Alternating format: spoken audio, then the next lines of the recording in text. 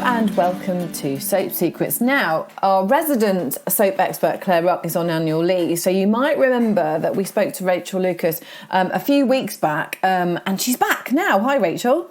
Oh, hi, Hannah. It's lovely to be talking all things Casualty and Holby gossip again this week. Yeah, love it. Thank you for joining me, I should say, in Claire's absence. So we'll start with Casualty, because this week we get treated to yet another appearance from the brilliant Rosie Jones, don't we? Yes, that's right. So she's back. She appeared before, as you remember, as Paula, and she was a struggling mum-to-be, and her previous appearances have been really sort of like heartbreaking performances, and this episode is even more so, if that's possible. Oh, really? Yeah. I don't think it can be. I need another, as I say to Claire, I need another big glass of red, do I, to watch this? Yeah, no, definitely, because I think, that's the thing before, when we first saw her, social services were threatening to take away her unborn child, and she had a history of drinking and a chaotic lifestyle, and she already had one child going to care. But, of course, Dylan was really wanting to help her out and defend her rights to keep her child. But Paula did a bit of a disappearing act, didn't she? Yeah, she did. Well, she was really terrified that she'd be made to give up her child again. And I think Dylan really felt for her as well, because he, of course, was brought up in care himself. So sort of, he's really empathetic with her situation. Yeah, absolutely. And in this episode, we see Dylan coming to her rescue yet again, because we see that Paul has actually been hiding out in a caravan park, and she's going into labour all on her own. Yeah, I know. So obviously after she did this runner before, when she was still pregnant, we didn't know where she'd gone to. Yeah. But what we see is that she's been hiding. She hasn't been getting any kind of treatment while she's been pregnant, because she's too scared that they're going to take her baby away. And of course, when she goes into labour, it's starting to be complications. Fortunately, there's a neighbour who hears her cries of distress, and she realises that she's in big trouble, and she does manage to call an ambulance.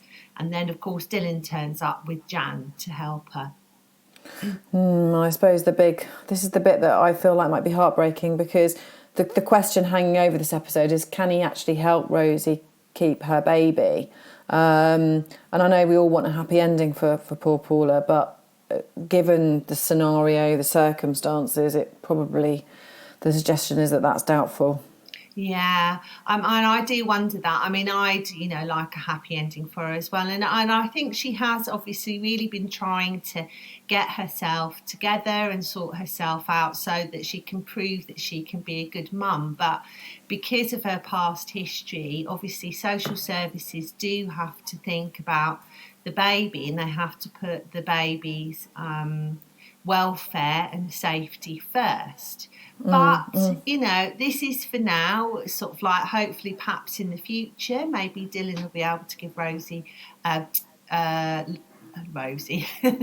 Paula a little bit more support. Obviously, Rosie's yeah, absolutely. Yeah. And of course, her return means that we see her very sort of awkward social worker back again, don't we? I know, Addy, he's really sweet, so it's quite good. Obviously he's coming back for, again, kind of very sad and difficult circumstances, but he is sweet. And when we saw him before, we could see there was quite a lot of sort of flirty banter going on between him and Marty. Yes.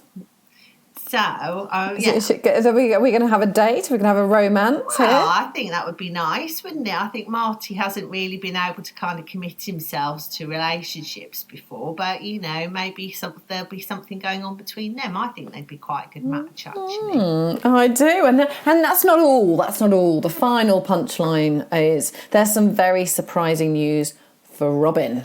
Yes, so this is a big twist coming for Robin, sort of like we see her getting some news about something, But is it the kind of news she wants? Is she going to be happy, or is she going to be a bit alarmed about it? This is something we And you're not going to find give me out. any more, are you, Rachel? You're going to do a Claire on me and not tell me any more, and I've got to watch. I know the drill. I know. Well, I don't want to spoil all the surprises. Okay, so I'm going to try and eke more out of you on Holby then. I've done a rubbish job in Casualty to try and get any more out of you. Holby, we really are counting down the episodes now, aren't we, until the last ever Holby in March. It's not far away. It's not far away now, and I feel that sort of like every week is sort of like as we move through the episodes, you just kind of always got that a little bit in the back of your mind that many more to go now. So we really have to really appreciate them and make the most of them. Yes, absolutely. Absolutely. And we can never have too much Jack. We know that. And she may be facing huge problems in her own life because of this brain tumour, and it's so sad to watch, I think. No, it really is, and I think that's the thing. I mean, Jack is Holby, isn't she? Yes. She's everything you want from Holby. So the fact that she's actually got the brain tumour storyline that's been going on since just since last year now, and just to have such a sort of a big thing hanging over her, sort of as we're coming up to sort of the last episode. So we wonder what's going to happen. But of course, Jack being Jack, she's very no nonsense. She just wants to get on with things. So she might have this brain tumour, but she's still on the case trying to sort out the hospital. That's her first priority. Okay, and there's quite a big backlog on the surgical wards, and she really wants everything to get back on track, like she would, but not quite according to plan for her.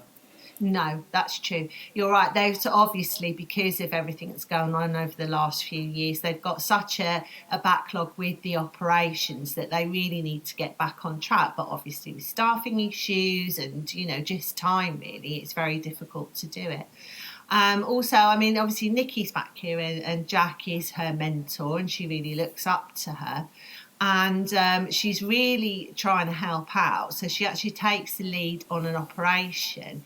But actually, she's kind of gone above and beyond what Jack wants. So actually really ends up annoying Jack. She really infuriates her. And will she be in trouble, I suppose, is the big question. It feels like we are reaching a climax. We know when the end's going to be, and the end is nigh. But it's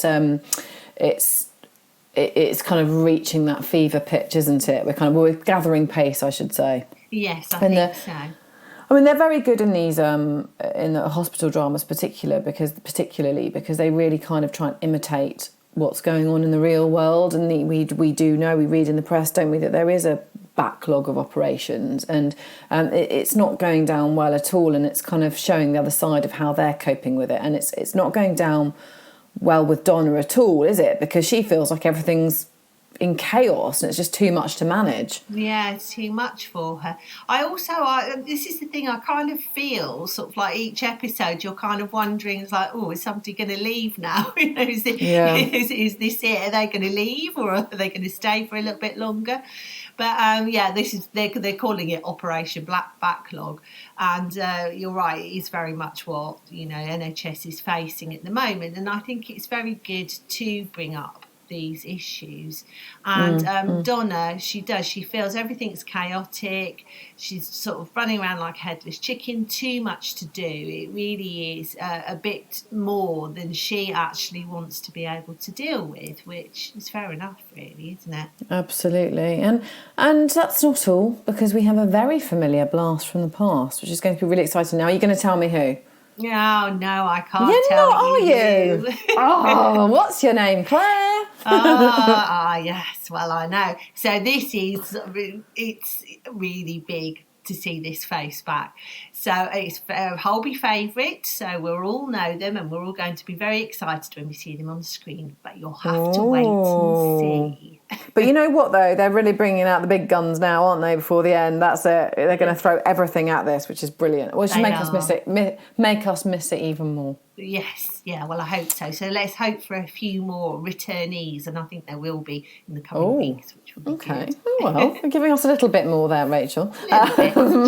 Well, thank you very much for listening. That is your soap update, I'm afraid. We will be back next week with lots more gossip, and I will be attempting to wheedle even more out of Claire yet again and probably fail. See you next week.